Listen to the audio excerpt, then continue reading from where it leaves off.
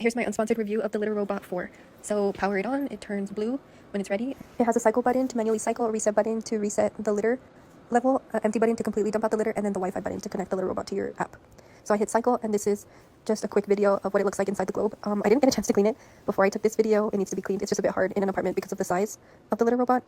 So that is one of the issues that I have. That litter collects there in that little pocket on both sides when it cycles. It's pretty easy to clean, but it's just another thing you have to clean when you're doing routine maintenance on the Litter Robot. But yeah, I do recommend buying these bags from Amazon. They do sell Litter Robot bags on the website, but I think they're too expensive and you get a lot more with this. So I'm just making sure the bag sits right so that way the door actually closes. And then next, I do recommend the litter hopper. It's not necessary, but it's nice to have. It just dispenses litter when needed. I do highly recommend this though. Like, this is a necessity, especially if you have messy cats. Okay, so now what I don't like about the Litter Robot is that there's these sensors on the bottom of the Litter Robot and they're very finicky. And then there's a sensor at the top on the globe and you have to clean it sometimes. If not, the Litter Robot will completely stop working. It won't cycle. And then I did have an issue where it was a solid blue light with a yellow flashing, and it's basically that the feet are unbalanced. And what I found out was that there was litter stuck underneath the Litter Robot, so I just had to sweep it, and it was causing those sensors to be unbalanced.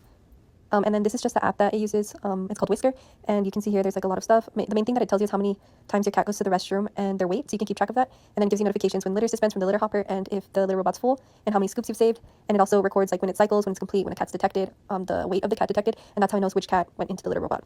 So there's just a bunch of settings, and yeah, this is pretty much it. I do have a referral code. It's like a friend code. If you want that, comment and I can DM it to you. Oh yeah, so this is just the overall cat insights, like the weight and the amount of times they use the restroom.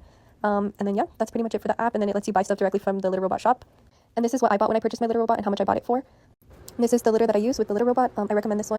And then I also put one of these Zevo flying insect traps in the restroom just to catch any gnats that might be lingering around because of the poop.